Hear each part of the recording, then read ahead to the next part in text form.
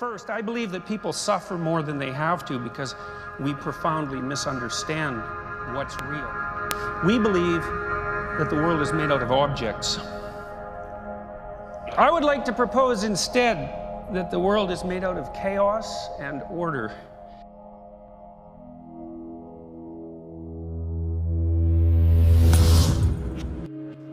Here's a strange idea, but this is another example of, I think, where the physical and the metaphysical touch.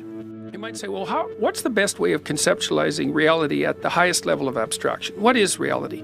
There's this old Taoist symbol, yin and yang symbol, So there's a black serpent, and it has a white dot in it, and there's a white serpent, and it has a black dot in it, and they're tail to tail. Well, they're the two ultimate categories of reality, yin and yang. Well, how would you translate that into English? Well, masculine, feminine, that's one translation. But a better one, I would say, is order and chaos. Now you say, well, is that real? Is it really that the world is made out of order and chaos? Well, here's something weird. You have two hemispheres, right? And hypothetically, they were selected by the processes of natural evolution, right? They were selected by reality. What are they specialized for? Turns out the left hemisphere is specialized for those places where your routines work. That's the left hemisphere. And the right hemisphere is specialized for all those places you go when you don't know what you're doing.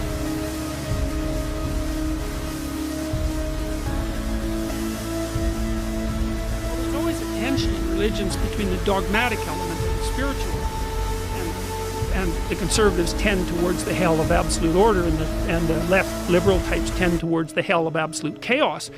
The dogma is necessary because it conserves the structure. But the spiritual aspect is necessary because it updates the structure. And there's always this tension, and there's a tension in people.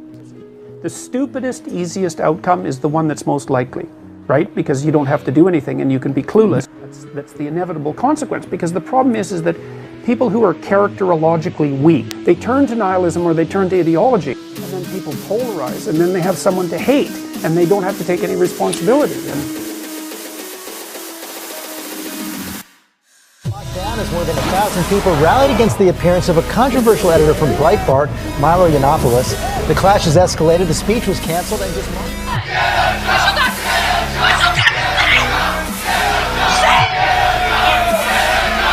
There will be casualties on both sides. There will be, because people have to die to make a change in this world. The gender gap refers to the fact that women tend to be more liberal overall than men. This is especially true on the issue of national defense.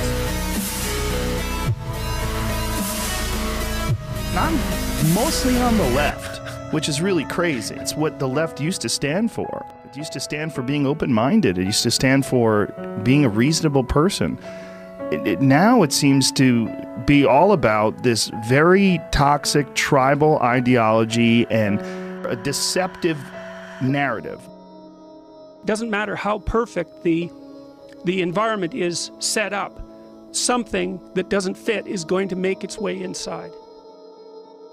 The mainstream media's stranglehold on information, which really is a stranglehold on your ability to think clearly about the issues of the day, is crumbling at an incredible rate.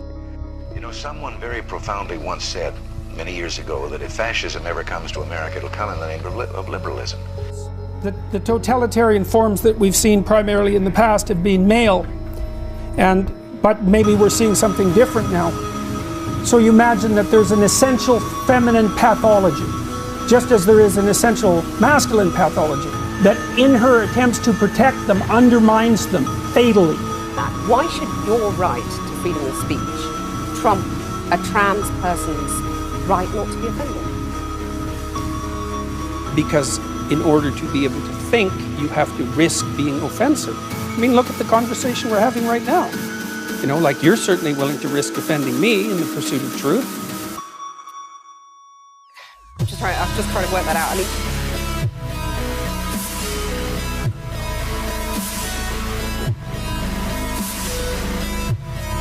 the current trend is to feminize young men in the hopes of achieving some utopian notion of equality and peace. When they deny their masculinity, they run away from responsibility. Responsibility. That's what gives life meaning.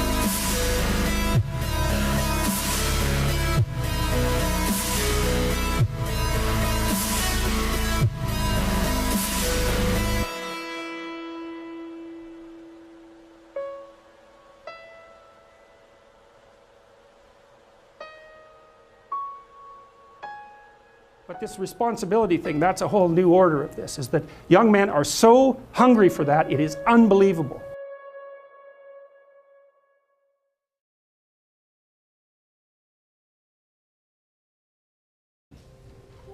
Like there's dangers on both sides. One is the danger of pathological order, and the other is the danger of pathological chaos.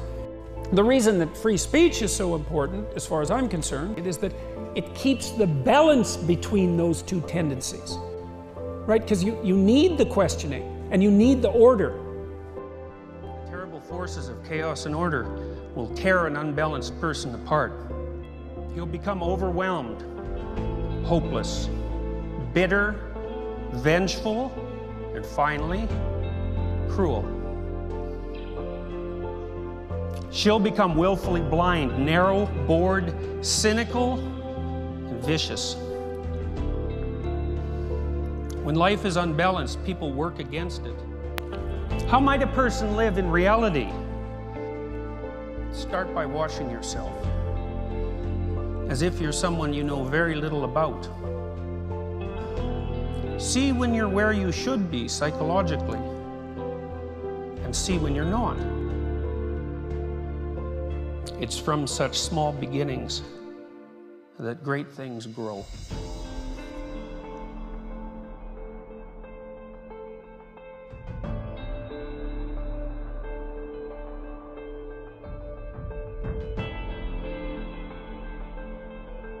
So I was just reading one of Ray Kurzweil's books. I think it was called How to Make a Mind. I really liked it. This is Kurzweil's twist, which is as soon as you make a machine smart enough to make the next machine that's smarter than it, which is sort of what we're doing, because computers are so fast that will scale up to near infinite computing power almost instantaneously. You know, so maybe what we're deciding now with all of our individual decisions about censorship and the way that we're going to construct the world and all that is exactly what kind of superintelligence we're going to bring into being. What can we do about that? Get your act together. You're going to be the person who's working in AI, right? I know some of these people. They better be good people, because they're going to build whatever they're like into their machines. So they better have their heads screwed on straight, because they're going to get amplified like mad. And I don't like what's happening with Google and Facebook and YouTube. They're building censorship bots predicated on a certain kind of ideology, the kind of ideology that we outlined today. In her attempts to protect them, undermines them fatally. To ensure your future, some freedoms must be surrendered.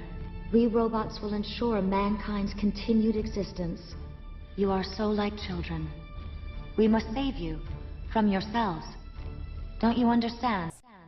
And so we're seeing a greater opportunity for social justice happening that many people won't understand. The How about violence? Is it tantamount to violence?